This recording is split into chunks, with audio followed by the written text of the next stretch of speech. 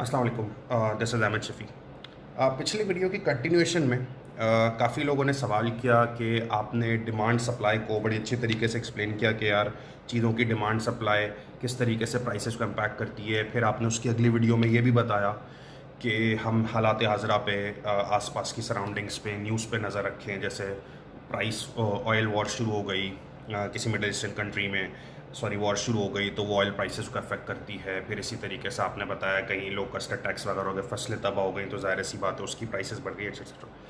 अच्छा, इसी information communication में ना, इंफॉर्मेशन रखने में आपको और भी बहुत सारी चीज़ों का ख्याल रखना है। जैसे मिसाल के तौर पे गवर्नमेंट ने इंटरेस्ट रेट्स बढ़ा दिए।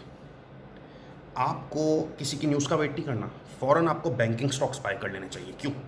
इंटरेस्ट रेट्स बढ़ते हैं तो ऑटोमेटिकली बैंकों की इनकम बढ़ेगी। जब बैंकों की इनकम बढ़ेगी तो उनकी शेयर प्राइसेस बढ़ेंगी, आप बैंकिंग स्टॉक्स बाय करें। अच्छा, इंटरेस्ट रेट्स गिर जाएं, बेटा इंटरेस्ट रेट्स जब गिरेंगे तो ऑटोमेटिकली आपको बैंकिंग सेक्टर से दूर हो जाना है, क्योंकि उनकी इनकम क्या हो जाएगी, कम हो जाएगी। सही, ये चीज़ें आप किसी के बताने पे करेंगे और ख़ुद रिसर्च करके करेंगे ना, उनमें मतलब आपको ज़्यादा फ़ायदा होगा। तो आपकी नॉलेज बढ़ती रहेगी और साथ ही साथ आप खुद ट्रेडिंग कर रहे हैं तो आपको ज़्यादा फ़ायदा होगा। सही। अच्छा, वाइस वर्सा ज़रा उधर देखिएगा, जब इंटरेस्ट रेट्स बढ़े ना तो आपको बैंकिंग स्टॉक में तो एंट्री लेनी चाहिए। सही है, लेकिन हाईली लेवरेज कंपनीज हम उन कंपनीज़ को कहते हैं जो बेसिकली ज़्यादातर कर्ज़ों पे रिलाई कर रही होती हैं, जिन्होंने ज़्यादा अपने बिजनेस के लिए कर्जे लिए हुए होते हैं। उनकी इंटरेस्ट कॉस्ट क्या हो जाएगी, बढ़ जाएगी, उनके प्रॉफिट्स क्या हो जाएंगे, कम हो जाएंगे। तो ये चीज़ उनके लिए एक बैड साइन है। इसीलिए आप अगेन एक अगर हिस्ट्री देखें, रिसर्च उठा के देखिएगा, जब भी इंटरेस्ट रेट्स बढ़ते हैं ना, बैंकिंग स्टॉक्स को तो फ़ायदा होता है, लेकिन जो अदर लेवरेज कंपनीज होती हैं ना, उनकी शेयर प्राइसेस गिरती हैं। ठीक है, सिमिलरली इंटरेस्ट रेट्स गिरेंगे तो बैंकों को तो नुकसान होगा, लेकिन उन कंपनीज़ को क्या होगा, फ़ायदा होगा। ठीक है, इसी तरीके से इंटरेस्ट रेट्स के अलावा आपने करेंसी रेट्स पे भी नज़र रखनी।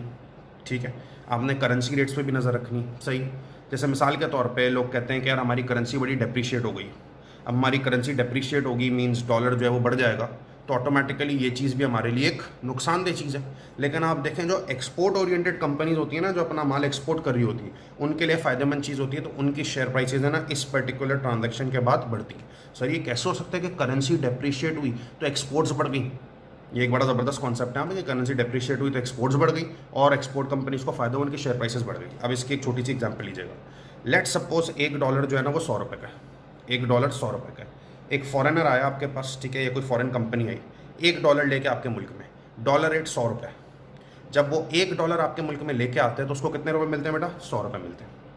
लेट्स सपोज उसने ख़रीदने हैं टावल्स, बाहर से आया टावल्स ख़रीदने हैं। ठीक है, हमारे यहाँ टावल्स आपको पता है अच्छे बनते हैं।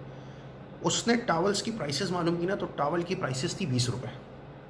बताओ वो $1 लेके आएगा, उसको $1 लेके आएगा तो आपके मुल्क में 100 रुपये मिलेंगे। 100 रुपये में जब वो टावल्स लेने जाएगा, 20 रुपये का एक टावल है, 5 टावल्स मिलेंगे। करेंसी डेप्रीशिएट हो गई, $1 हो गया 160 रुपये का। तो बेटा फॉरेन कंपनीज़ का सोचो, वो अब भी मुल्क में $1 लेके आ रहे हैं, लेकिन जब $1 लेके आ रहे हैं तो अब उनको 100 रुपये नहीं मिल रहे, 160 रुपये मिल रहे हैं। $1 लेके आ रहे हैं तो अब उनको 100 रुपये, तो $1 ही लेके आ रहे हैं, उनको 160 रुपये मिल रहे हैं। अब वो टावल्स खरीदने जा रहे हैं, 20 रुपये का एक टावल है, 20 रुपये का, तो उनको 5 टावल्स नहीं, उनको 8 टावल्स मिल रहे हैं। तो firstly he was bringing $1, he was getting 5 towels. अब अगर $1 उसके हाथ में और अब उसको मिल रहे हैं मिसाल के तौर पे 8 टावल्स, क्या वो आपके पास ज़्यादा, मतलब आप उसके लिए अट्रैक्टिव हो गए ना, वो ज़्यादा इन्वेस्टमेंट लेके आएगा, अपने आसपास के लोगों को रेकमेंड करेगा, तो लोग आपको ऑर्डर्स देंगे और ये चीज़ आपकी एक्सपोर्ट्स को बढ़ाएगी। तो करेंसी जब भी डेप्रीशिएट हो, एक्सपोर्ट कंपनीज़ के आपने शेयर्स लेने, उनको हमेशा इस चीज़ से फ़ायदा होता है। ठीक है, हो सकता है आपके पास मज़ीद भी कोई इसमें फैक्टर्स इन्फ्लुएंस करें, लेकिन ये मैं अगेन शॉर्ट वीडियोस में बुनियादी फैक्टर्स आपको बता रहा हूँ। Keep watching these videos, hope आपको ये लर्निंग एक सीखने का मौका मिल रहा होगा इन तमाम चीज़ों से। Do subscribe the channel, keep watching the videos, thank you very much.